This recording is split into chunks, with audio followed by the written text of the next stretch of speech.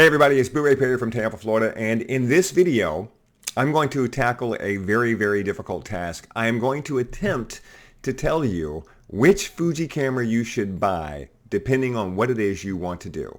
And I'm going to try and cover every single base that I can think of. It's a long list, so you're going to want to, buckle up for this one. And I'm sure that there are going to be some people who are going to disagree with me, which I love more than anything when people want to disagree with me. So please go down in the comments and let me know where I've made a mistake here, and let me know what you think about this list. Before we get started, don't forget to follow me on Instagram and follow me on Threads and join my group on Facebook, which is called Pro Photo Talk with Booray Perry. And be sure and visit my website, boorayperry.com, because on that website you will find links to all of my gear that I use for my XH2, for my professional work, as well as for my hobbyist work, the stuff that I use with my X100V and all my accessories. And when you click on one of those links and you buy something from Amazon, I get a couple of dollars, and it helps me to keep this channel alive, and I really do appreciate it. And also be sure and download my 2 free e-guides that are on my website, and check out my 1 guide on natural light photography. I really think that this is the guide for you if you are just getting started in photography, even if you're not just getting started in photography.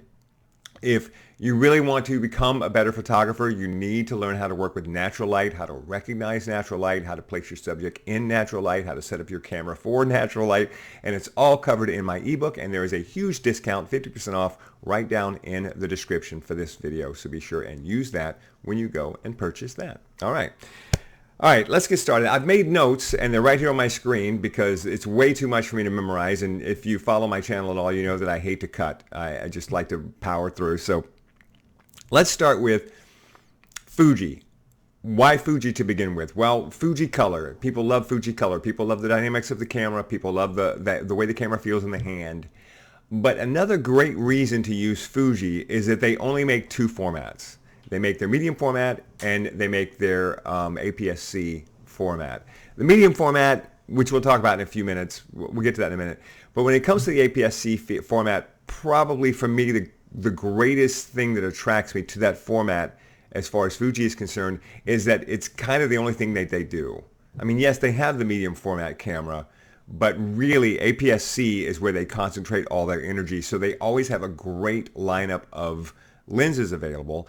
And if you bounce around trying different cameras and different bodies, the lenses work on every body that they make, unless you go up to medium format. And nobody just accidentally goes to medium format. So I love Fuji because you can upgrade your camera, change your camera, switch around, try the different cameras, and all of your lenses still work. And this is just a great benefit for somebody who's into gear and into trying different gear. So this is one of the great reasons to stay with Fuji, or to start with Fuji. So let's start with videography. Why? Because I don't care about videography. So let's start with videography. If you want a camera primarily for shooting video, a Fuji camera primarily for shooting video, then the best one you can get is the XH2S. The XH2S is different than the XH2 primarily in the sensor. The XH2S has the 26 megapixel sensor, and the XH2 has the 40. But also it's a little bit more geared for video. So for example, where's my notes here? The XH2S can shoot 4K at 120p, but the XH2 can only do 60p with 4K. Now, oddly enough, the XH2 can shoot 8K at 30p, and the XH2S can't shoot 8K at all because the sensor isn't big enough. So if you really want 8K, then you got to go with the XH2. But for most people, 4K is plenty big enough, and the XH2S is really the top of the line camera when it comes to shooting video with Fuji. However, they do have another video camera, a camera with video, that is also a great camera, and that's the XS20. I made a video about this. I made a video about all these cameras pretty much. The XS20, I would say that that's the best camera if you are a vlogger or a content creator. So you're a person who wants to take your camera with you around different places and shoot video. I think the XS20 is absolutely the camera for you in the Fuji lineup if that's what you need it for. All right, portraits. Any Fuji camera will work for portraits. I would dare say that almost any camera from any manufacturer will work for portraits, because I don't feel that portraits are really that demanding on a camera. You don't really need a lot of specialized stuff in a camera to do it to do portraits, feel free to talk about why I'm wrong in the comments. But I think the best portrait camera from Fuji is the X-T5. The X-T5 is the best portrait camera because of the controls that are big on the outside of the camera. If you use your camera primarily on a tripod, shooting portraits in a studio and that sort of thing, then having those controls on the outside of the camera right there on top can be very, very convenient. The X-T4 was my main camera for years. So I think the X-T5, if that's mainly what you're doing, is portraits, then the X-T5 is the right camera for you. However, if you want to start talking about doing events, if you want to do weddings and bar mitzvahs and stuff like that, which I do a lot of that, then I don't think the X-T5 is the best camera. In that case, it's the X-H2. Because I switched from the X-T4 to the X-H2 when it came out, and I did it primarily because of the grip on the camera. Now, the X-H2 has other benefits over the X-T5. They both have the same sensor, but it has other benefits. It can take an external grip and battery, for example. There's other things as well. It's weather sealed. But the main benefit of the X-H2 when it comes to weddings and events is the ergonomics. You've got a camera that's going to be in your hand all day long. You're picking it up and putting it down all day long, and you need that big grip that the X-H2 has. So for me, weddings and events, X-H2, obviously, because that's what I shoot. Sports. Sports. The X-H2S. The S, not the X-H2. Well, the X-H2S is a video camera primarily. That's what you said, Booray. Yeah, it's true.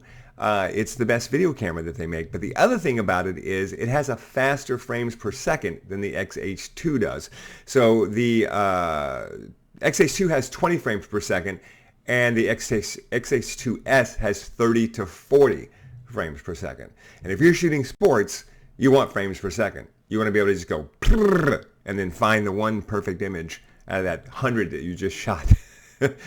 you gotta have a lot of big memory cards if you're going to shoot sports. Now, the other thing about that, though, is that the 20 frames per second of the X-H2 is going to give you bigger files because it has a bigger sensor. So it's a 40 megapixel file versus a 26 megapixel file on the X-H2S. So while the X-H2S will take more pictures faster, the X-H2 will take bigger images, which means you can crop in more. And this can help you if you're in situations where you don't have the $20,000 giant zoom lens and you want to be able to zoom in on your shot. You can crop in more with the X-H2. So I would say if you're like a full-time shooter of sports and you've got the big lenses, then I would go with the X-H2S. But if you're not, I think the X-H2 might be the best solution for you because of the ability to crop in more. Landscape. Okay, I'm going to need some help on this, landscape people. I know I got a lot of them. I know a lot of people who follow the channel are landscape shooters. So go down, please, and tell me in the comments what you think is the best landscape camera that you can get from Fuji. I'm not a landscape expert, but my guess is it's the X-T5, right? The X-T5 or maybe the X-H2? I don't want to wade in on this too heavy because I'm not really the guy to tell you what the best landscape camera is, but I got to believe it's the X-T5 or the X-H2, right? All right, let me know down in the comments which one of those two things it is. Nature, animals. Well, it's the X-H2 again. I know we keep coming back to the X-H2, but the X-H2 is the best camera that Fuji makes. So naturally, it's going to be the best camera for many of the things that you would want it for. It has a really good viewfinder. It is weather sealed. It has a full flip screen on it. So if you want to go low or you want to go high, you can absolutely rotate that screen to get it any way that you want it to get the orientation if you want, right? So for example, if you're shooting really low on a tripod, say you're taking a picture of a crocodile or an alligator, and you put it really low on a tripod, you want to be able to flip that screen all the way up 90 degrees so you can look straight down on it. But you can't do that if you're using the X-T5. That screen flips, but I don't think it flips up. Does it flip up completely 90 degrees? Let me know in the comments if it flips up 90 degrees. Anyway, I think it's more versatile for doing that kind of work on location and in the wild. So I'm going to go with the X-H2 on that. And then we come to street photography. All right. So if you're a longtime watcher of my channel, you know where I'm going with this, right? Because this channel has probably got more videos. It definitely has more videos about the X100 series than it does any other camera. And I think the X100 series is a fantastic street photography camera, specifically the X100V, which is the camera that I use. And Fuji will be announcing a new X100 line camera sometime in the next 3 months. In the first quarter, they're expected to announce this camera. We're all very excited about that. So it is the best street photography camera that Fuji makes as far as I'm concerned. Now, don't get me wrong. You could take an XT30 and put a pancake lens on it, or XT32 and put a pancake lens on it, and that also would be a great street photographer camera. You could take the what is it, the EX4, right, or the XE4. Sorry, the XE4, also a great street photography camera. But the X100V just has so many features that these cameras don't necessarily have. It's got a built-in flash. It's got a built-in neutral density filter. It's got the ISO dial right on top of the camera. It's got the leaf shutter. It's got so many cool things, and believe me, there are tons of videos on my channel to talk about this camera. Go find them. You will enjoy them, and you'll want this camera after you see the videos. That in terms of working on the street, even though it has a fixed lens, I think that that plays into what street photography should be. Street photography, it should be a little old school. You know, it's not meant to be you with a big bag on your shoulder full of lenses. It's meant to be you with one small camera working with what you have and trying to find some art out of everyday mundane existence. That is the heart of street photography as far as I'm concerned, and the best camera for that, not just from Fuji but from any manufacturer, is the Fuji X100V or the one before it, you know, the S or the T or any of that line. They're all fantastic cameras. So that's your street photography. And then that brings us to travel. So let's say you're traveling. I'm traveling all over and I just want a camera to take for travel. Well, the XS10 or the XS20 both have a built-in flash. And I think that having a built-in flash is essential, especially for travel photography, because it means you don't have to carry a flash with you. And when you travel, you want to travel light. You don't want to have to worry about batteries. You don't have to worry about failure. So you want a built-in flash for those few instances when you think you need it. That means it's the XS10 or the XS20. Also, the XT32 has a built-in flash as well, I believe. Correct me if I'm wrong. And it just makes the whole package very, very good for travel. The XT5 does not have a built-in flash, and it's a little bit big, I think, for travel. So even though it's a fantastic camera, much loved camera, I don't think it's the right one for travel. The X100V is the right camera if you're a purist. If you're a street photographer who is going on vacation, then the X100V is the camera that you take, and it's the one that I take. And I take it also specifically because I don't want to carry lenses with me. I know that if I take a camera that has interchangeable lenses, I will want to carry lenses. And now that's more stuff that I'm carrying and more stuff I have to deal with. And I'm more likely to leave it back at the room because I don't want to carry the extra lenses. So I take the X100V. It is a absolute best case scenario for taking a camera that limits you, because in limiting you, it frees you. Put that on the next t-shirt. So that's my guess there. And then I had another category, and it was budget. What's the best budget camera? And you know, it's hard to say because I feel like almost every camera from Fuji is kind of budget. Because of the APS-C sensor, they're almost always less expensive than full frame. So I feel like you really, there's not really a budget choice for Fuji that you're like, this is the best budget camera that they make. Because every camera that I look at that's kind of a budget camera from them, I think, yeah, but for maybe $300 more, you can get more. And $300 to me is not a lot extra to spend to get something that's more remarkable in the camera world, something you can carry for years. So I really don't have anything in the budget category. Let me know if I'm missing on that one. The camera nerd category. If you're a camera nerd like me, and you want a camera nerd camera, you want something that's unique, this is going to surprise you because you're going to expect me to say the X100V again, but I'm not. I'm going to say the X Pro 3. Yeah. If you're a camera nerd, the X Pro 3 is the camera for you. I mean, this camera is just crazy. It's crazy.